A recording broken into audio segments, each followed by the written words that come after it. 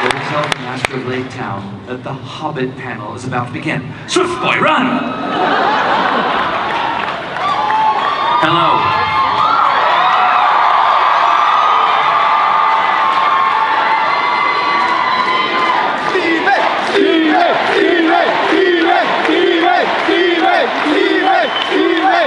If I could only go back in time and show this to my 13-year-old self. Welcome to today's panel on Hobbit, Battle of Five Armies, and a celebration of Peter Jackson's Middle-earth, The Battle for 6 Movies. My name is Cobert, and if you are anything like me, you don't just love these stories, you treasure the world of J.R.R. Tolkien. Let me take you to a time long ago, an earlier age, the time of Clinton, the dark days of dial-up internet. A rumor came to us that director Peter Jackson will be making an adaptation of the trilogy. At the time, many of us knew him only from his movie, Heavenly Creatures. And as great as that movie is, I wasn't sure there was room for hysterical, murderous teenage girls in Middle-earth. Other than, of course, Eowyn. I was worried that somehow he would take away my treasure, my hoard of precious Middle-earth stories. It was a very possessive, obsessive, very dragon-y feeling. So I found and followed everything I could about the progress of these movies. I remember seeing the first stills from the filming of Helm's Deep.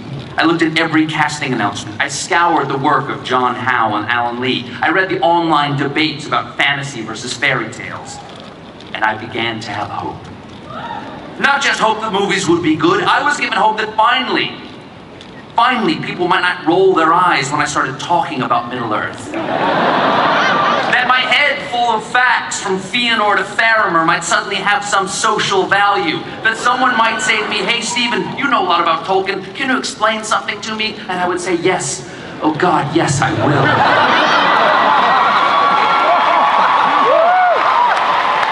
And then the movies broke upon the world, and to steal a line from C.S. Lewis, here were beauties that pierced like swords or burned like cold iron. Here were movies that would break your heart. Good beyond hope. And rather than taking away our treasure, Peter and Fran Walsh and Philippa Boyens and Richard Taylor and Grant Major and Dan Hanna and the cast and the crew and Weta Digital and the land and the people of New Zealand itself added to our stories, complemented our imagination. The only problem, as I saw it, was that at a total running time of 11.5 hours, they were too damn short.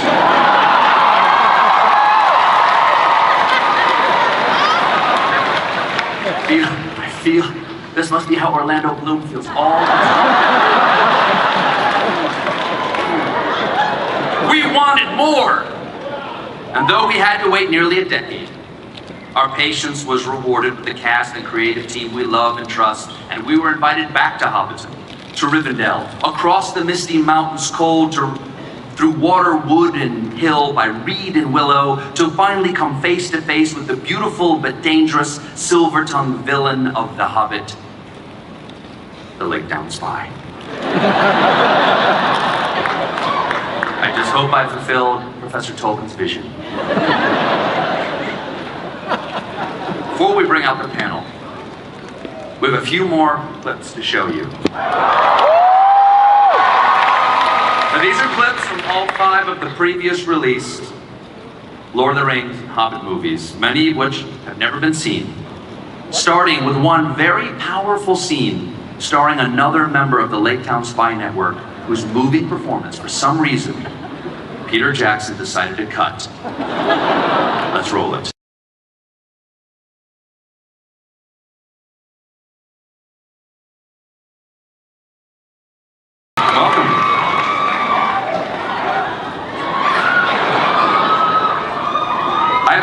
I have a question to start off for everyone on stage right now. Do you get that everywhere you go at this point?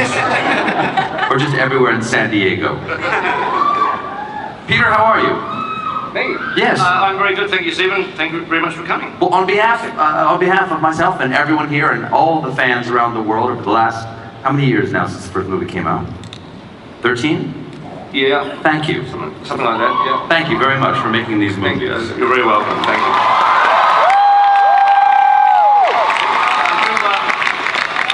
I do have to send apologies from Martin and Ian and Richard, who would all love to be here, but Martin and Richard are on stage in London and unable to get away. And yeah, Ian's shooting a movie. That's right. Yes, that's what's happening, isn't it?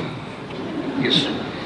But they do send their love, and I'm sure you'll see them again sometime on some other project.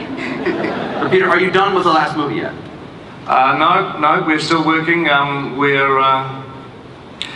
We're sort of, I mean, the creation of the movie never really stops, and so what we're doing at the moment, I mean, it's editing, but it's a lot more than editing because we've got battle sequences to do and a lot of other, rather intricate things, and so we're doing motion capture for that, or we're doing animation, in the case of some of the big creatures, and so I'm supervising that. Then that goes on to the motion capture stage. Then I go on with a virtual camera and I film it, which I absolutely love doing. So I'm still shooting the movie in essence. They haven't stopped me filming it yet. Well, if you're looking to shoot a big battle, I think we have 6,000 extras who might be able to. I know, they would be good too, wouldn't they? They'd know what to do.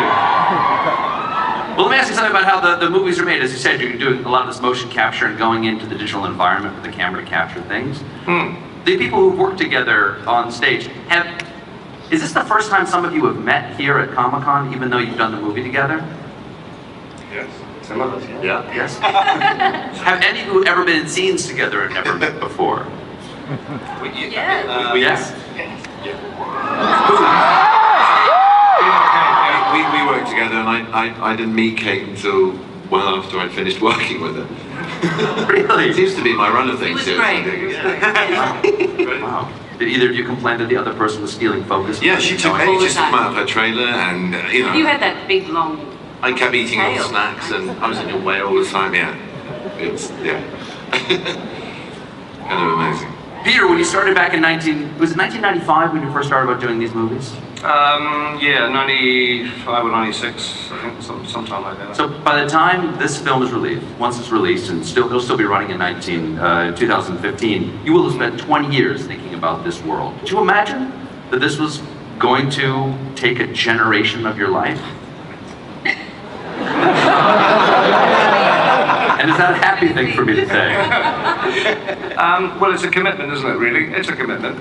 But no, and it's a commitment I have really enjoyed taking. It's been you never know what's going to happen next. I mean, the very first thing that we ever pitched to Miramax back in '95 was to make The Hobbit as a single movie, and if that was successful, we'd do 2 Lord of the Rings movies. That was the pitch. That was what we, things went a bit differently, didn't they? But Yes. So wait, it was originally pitched to be 2 movies?